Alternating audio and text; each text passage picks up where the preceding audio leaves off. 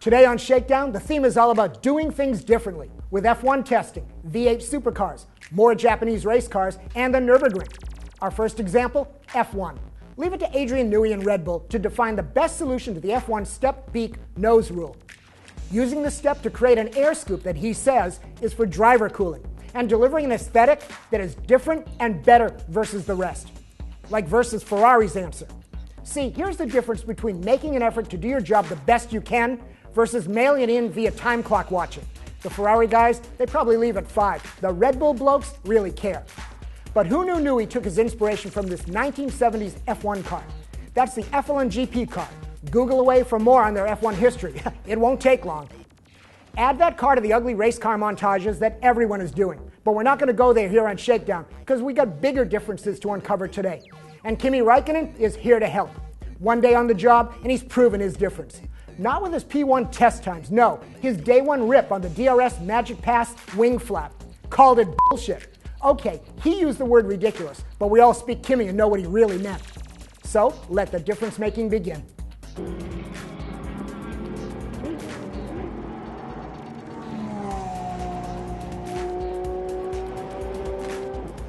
I'm getting really excited about doing our F1 live chat, but I know, enough teasing. We got to get our drive act together and announce the details soon.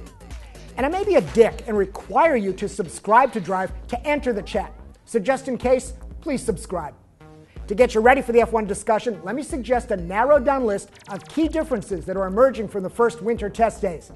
I care not about test times because everyone's just data gathering, component evaluating, doing shakedowns, or sandbagging. But we think the key differences are this, in no particular order of priority. Number 1, the McLaren low nose versus the step beaks. Low center of gravity versus getting max air under the car. Number 2, Ferrari pull rod front suspension versus the now F1 standard push rod design fronts. So it was an unfair shot for me to take on my Italian friends with their lazy, ugly nose effort, because the Ferrari designers are trying different things on the F2012. And like McLaren, they're chasing the low CG. But Ferrari's doing it by bringing back pull rods to the front end and trying to have it all by installing it very high in the nose configuration for the aero advantage. Thank you again, ScarbsF1.com, for the rendering.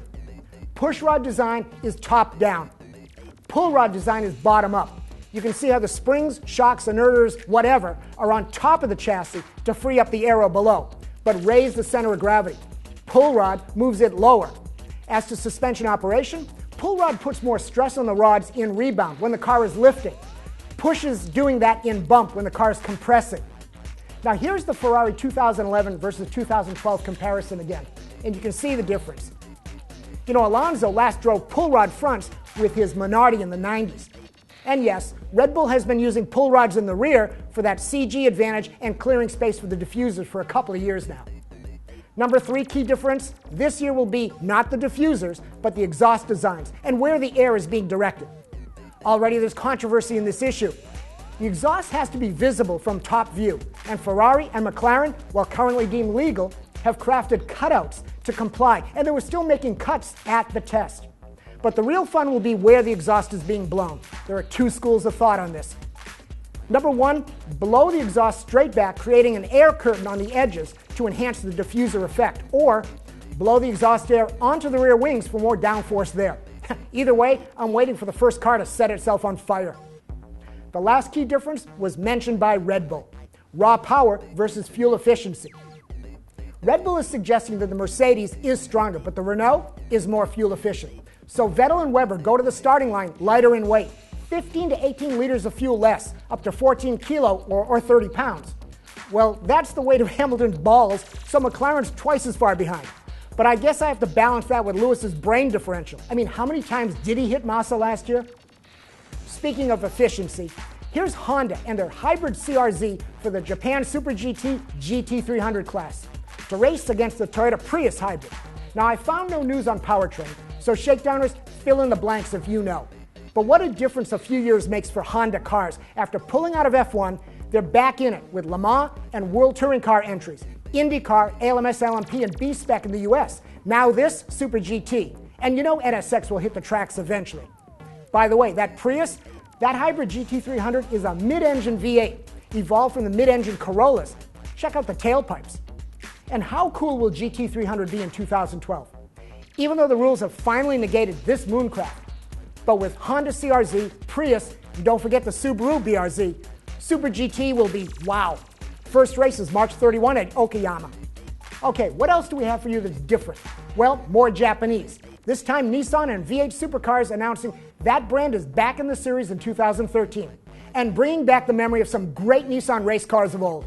Godzilla on Mount Panorama, wow. I'm not sure if this is the real graphics for the 2013 car, but go to Original Gaijin, their blog, for a ton of V8 SuperCar 2012 graphics. The link will be in the description. Time for the World Rally Championship update. And what is different? Although the parties involved saying no difference. Mini kicked out ProDrive as the factory team. Now they're just a work-supported private entry. But ProDrive says the Danny Sordo effort will continue. The team, quote, "Nobody will notice anything different from our Mini World Rally Championship team. It remains just as it has looked to date." So Mini has not fallen off the cliff yet. Sponsorship funds and business performance were the rumored reasons for the change. ProDrive will still build the Mini John Cooper Works WRC customer cars while continuing to work on further development of the car. Long-term homologation for Mini has been underwritten to 2018. Mini will have the Motorsport Italia run Team Mini Portugal contest the remaining WRC rounds as the factory effort.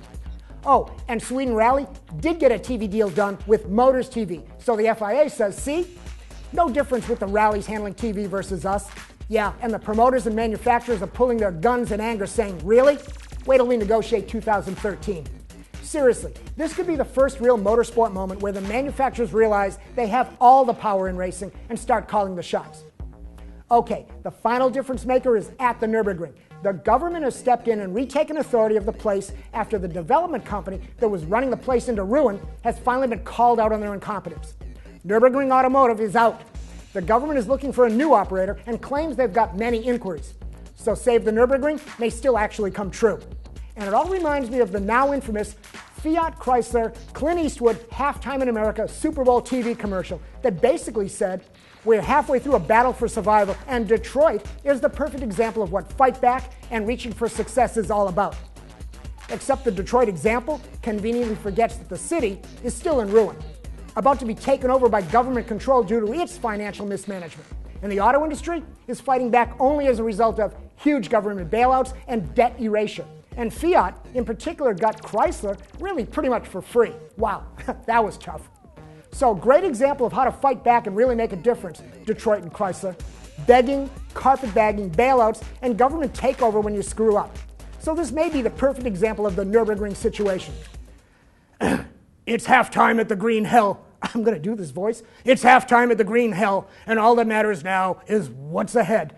Now, how do we come from I'm not going to do this. This is the end of the show. You get the idea.